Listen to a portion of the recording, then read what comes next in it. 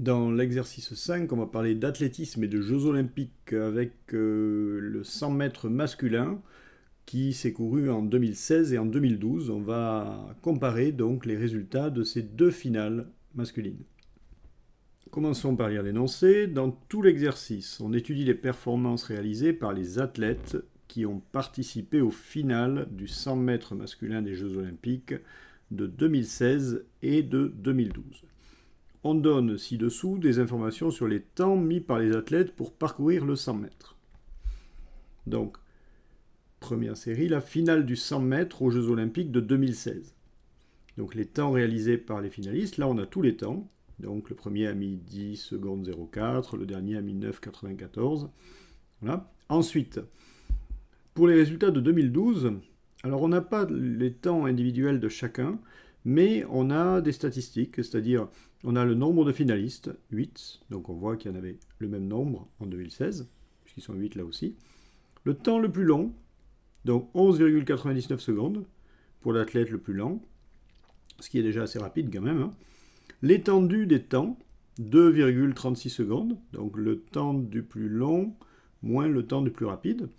La moyenne des temps, donc on sait calculer une moyenne, là elle était de 10,01 secondes, et la médiane des temps, 9,84 secondes. Donc la médiane, hein, c'est la valeur du caractère pour lequel la moitié des coureurs ont fait moins de 9,84 secondes, et l'autre moitié a fait plus de 9,84 secondes. Allez, donc on attaque la première question. Première question, quel est le temps du vainqueur de la finale en 2016 ? Ça c'est très simple. Ça, c'est très simple. Le temps du vainqueur, c'est le plus petit en 2016, donc c'est 9,81 secondes. Donc on écrit le temps du vainqueur en 2016 est de 9,81 secondes. Bon, ça, c'est la question cadeau. On passe maintenant à la question 2. Donc la question 2, on va la lire. Lors de quelle finale la moyenne des temps pour effectuer 100 mètres est-elle la plus petite ? Alors, déjà, il faut voir qu'en 2016, la moyenne, on nous la donne pas. Hein. En 2016, on nous donne les temps. Donc on va devoir calculer la moyenne de 2016. Alors, la moyenne de 2016, c'est tout simplement... Alors, mais il faut additionner tous les temps, 10,04 plus 9,96 plus etc. jusqu'au dernier, c'est-à-dire jusqu'à 9,94. On divise par 8 parce qu'il y a 8 finalistes, il y a 8 valeurs. Alors ça donne 79,54 quand on additionne toutes les valeurs qui sont au numérateur. On divise par 8. Au final, ça nous donne 9,9425 secondes, soit environ 9,94 secondes. Alors ensuite, il s'agit de comparer avec les valeurs, avec la moyenne qu'on a obtenue, puisque là, il s'agit de calculer la moyenne. Donc la moyenne, elle est ici, 10,01 secondes. Donc on va écrire que la moyenne en 2012, donc elle s'obtient juste par lecture graphique, c'est, non pas par lecture graphique, dans l'énoncé, 10,01 secondes. Voilà. Et donc on peut conclure, c'est lors de la finale de 2016 que la moyenne a été la plus petite. Voilà donc pour cette question 2. Dans la question 3, on nous demande lors de quelle finale le meilleur temps a-t-il été réalisé ? Alors le meilleur temps. Donc le meilleur temps. Ici, alors le meilleur temps en 2016, c'est facile à voir. Hein, le meilleur temps, c'est 9,81 secondes. Voilà. Et par contre, en 2012, il ne nous le donne pas directement, mais on va pouvoir s'en sortir, puisqu'il nous donne le temps le plus long, donc le temps de celui qui a été le moins vite, et l'étendue des temps. Donc la différence entre le moins bon et le meilleur. Alors le meilleur temps en 2016, alors là ça se lit directement dans les données, c'est 9,81 secondes. Voilà. Ensuite, le meilleur temps en 2012, c'est tout simplement le moins bon, c'est-à-dire 11,99, moins l'étendue. Moins l'étendue, c'est-à-dire moins 2,36. Et ça donne 9,63 secondes. Alors, on peut conclure, puisqu'on nous demandait lors de quelle finale le meilleur temps a-t-il été réalisé. C'est lors de la finale. C'est lors de la finale de 2012 que le meilleur temps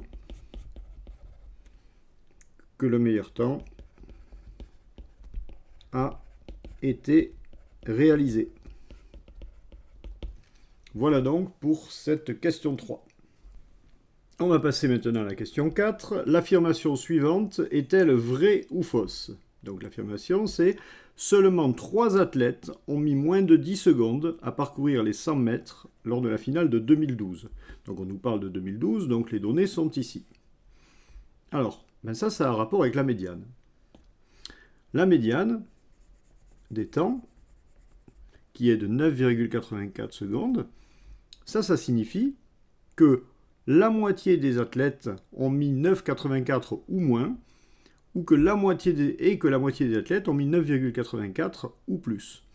Donc il y a forcément 4 athlètes qui ont mis moins de 10 secondes. Donc on va le rédiger. 4 coureurs ont mis donc 9,84 secondes ou moins en 2012. L'affirmation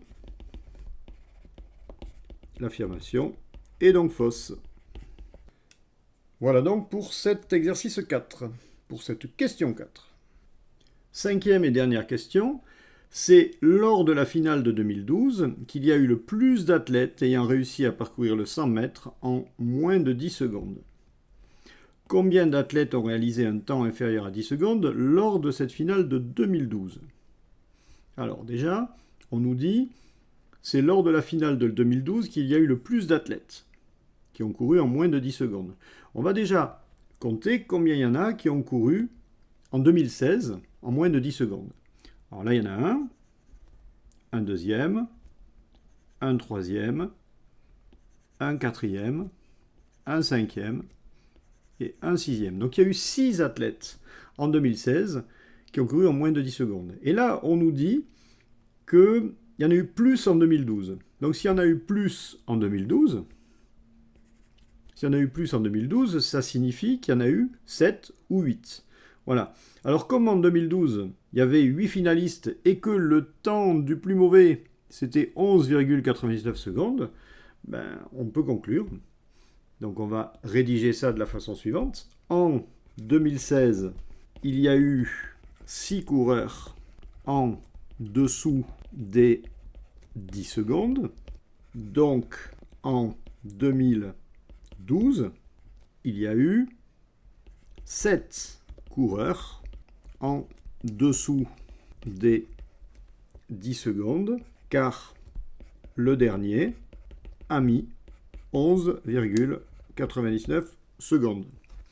Voilà donc pour cet exercice 5 qui nous a permis de comparer les résultats aux Jeux Olympiques pour une épreuve, le 100 mètres masculin, sur les années 2012 et 2016.